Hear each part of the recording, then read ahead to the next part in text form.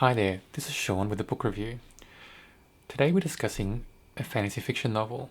Now, fantasy fiction was the first genre I fell in love with as a reader. This book is called The Alchemists of Loom, and it's written by Elise Kova. I have a copy of the book here. When I first came across this book, I knew nothing about the author or the trilogy. All three books were available at my local library, so that's why I borrowed all three at once. And I was drawn to it by the covers.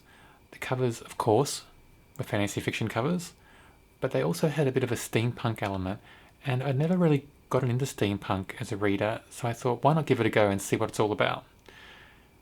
I'm really glad that I grabbed the trilogy, because so far I've read Book 1 and Book 2, and both have been really interesting reads. We're going to discuss Book 1 in more detail now. When I first started this novel, the first chapter didn't grab me from the onset, and I think it was down to the writing style a bit. The language just seemed to be too flowery all the time. I mean, there were descriptive words upon descriptive words, and sometimes describing the same thing over and over again, which distracted from the story a bit, and distracted from what the main character, Ahri, in this first chapter was doing. So on the first go of this novel, after the first chapter, I actually did put it aside and I went and read another novel. But I think I've got a bit of an OCD problem where I can't leave an unfinished novel lying around anywhere. So I went back to this novel, The Alchemists of Loom, and started from chapter 1 again. Pushing through chapter 1, I decided to keep reading, and I was so glad I did, because after chapter 1, the novel just picked up so much. And it changed point of view in chapter 2 to a different character, and I think that might have been part of the reason as well, because as I read through this novel, I found the character Ahri wasn't the most engaging for me. I preferred the two other characters in this novel, Savare and Florence. The author's done a marvellous job of creating this world. Now, in Book 1, the world we're in is called Loom, but we'll discuss Loom a bit later. Right now, let's discuss some of the elements to this story and this world that the authors created. The first is the magic system. Now, the magic system in this fantasy fiction world is quite unique. Of course, there's people who can do magic, as a lot of fantasy fiction novels do have, but they're not all powerful.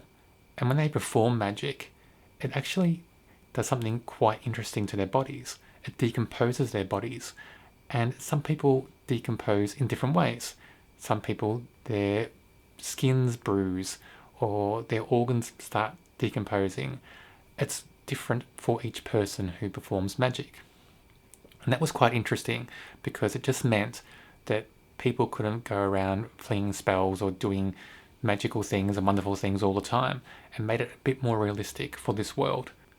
One of the other things in this world that is fascinating and quite fun, really, when you get to see some of the characters and what they do, is the guild system. There are 5 guilds, and they all have specialities and different rankings in each guild.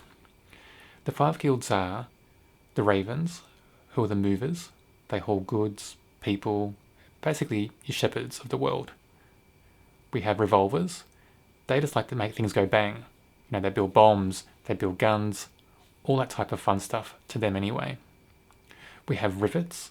Rivets are your engineers. They're like tinkering with everything, and they're great fixers. We have Harvesters, and the name says it all. They mine, they farm, they provide all the raw materials for the world. And the last guild, which is the most fascinating, is the Alchemists. They're your mad scientists in this world, creating all these crazy things, and they also create the Chimera. The Chimera are a mix between the two main races in this world, the Fenthri, who live in Loom, and the Dragons, who live in Nova. Now, we don't get to see really anything about Nova in this novel. That's in Book 2. So everything is focused really in Loom, and mainly with the Fenthri. So the Fenthri as a people aren't very strong. They're grey in colour. The world they live in, Loom, is also grey and dull, not very vibrant at all. It's very industrial. There are machines everywhere, big cities. It's all about making stuff and getting all these natural resources and they seem to, destroy the world a bit. The dragons use the people of Loom to make things for them. That's where the balance is in this world. So while I did really love the concept of the guilds, and I did really enjoy the magic system, I found it fascinating, there are a few things about this novel that I thought could have been described a bit better, or described at all really. The first is the history of why we have a land called Loom and a land called Nova. That's not really described in the novel, and I would have liked to read that and understand that more. We also get told of a thing called the God Line, and it's the space between Nova and Loom that makes crossing between the lands difficult, and only people with magic can cross over. I would have liked it if the author had explained that a bit better. I mean, why is it there? What created this God Line? What its purpose is? That would have been an interesting part of the story, and it just isn't described in book 1 at all. And I think that something that's missing is some of the history of these lands, some of the reasons why things are.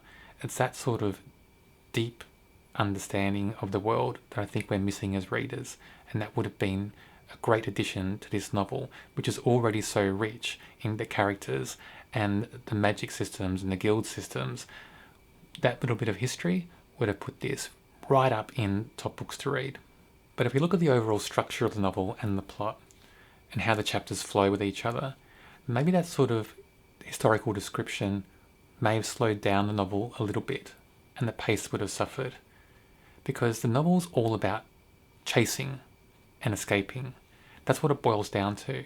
After the first few chapters, which are just an introduction to the main characters really, the book becomes about chase, escape, chase, escape. It happens a few times and it is a bit repetitive, but in that chase and escape scenario, the characters shift to different parts of Loom, and we're seeing different areas, different characters, we witness different things, experience different people and the way they react to our main characters. So that's kind of fascinating as well, because even though we've got that repetition of chase and escape, we've also got new things to keep our interest. So that's quite a fascinating way that the author has created this novel. One thing I really want to highlight from this novel is the motivations of the characters, because the author has done a great job in driving home what the motivations are, and the characters suit those motivations so well. First of all, we have Ahri, who is the main character. Now, I admit that Ahri is not my favourite character of the three main characters. I do prefer Florence and Savare. But Ahri's motivations are quite simple. It's all about survival for Ahri, at any cost. And she has a few secrets she's hiding from everybody, it seems. And that weighs on her a bit. But she comes across as very angry, and all her actions are motivated by anger, possibly fear as well, but mostly anger at something in her past. And we get little bits and pieces of that through this novel, but not enough to get a full picture of what that past is. But we do know that she hates the dragons, and it's interesting to see how she reacts to Savare at first, and then through the novel, how that changes slightly and how their relationship changes and blends a bit in how they look at each other. Now to Savare. Savare is a dragon, so he's from Nova. One of the main character growth experiences for Savare in this novel is that he comes to learn more about the Fenthri that he thought he knew. In Nova, the dragons are taught certain things about the Fenthri. It's almost like a brainwashing.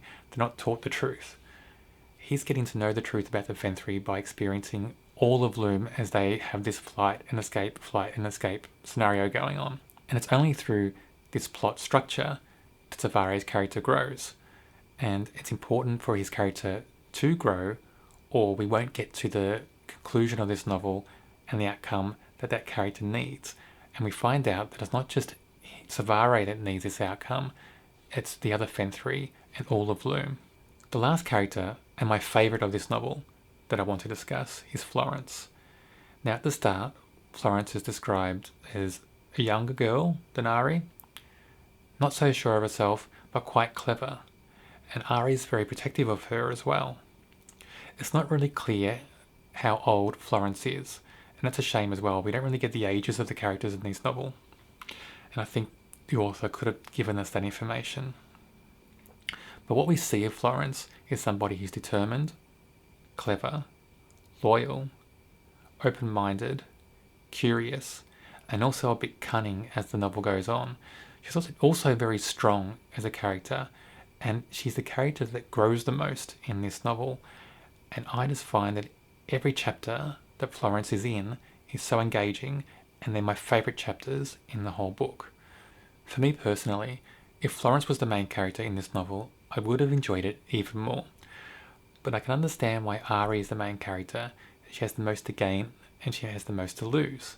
I mean, after all, she's the White Wraith. She's the person that the dragons fear and hate the most out of all the Fenthri. She also has to hide the fact that she's the White Wraith from other Fenthri. It's not only the fact that she's the White Wraith that she's hiding, it's the fact that she's a Chimera. And she's a very special Chimera that we learn more about later on.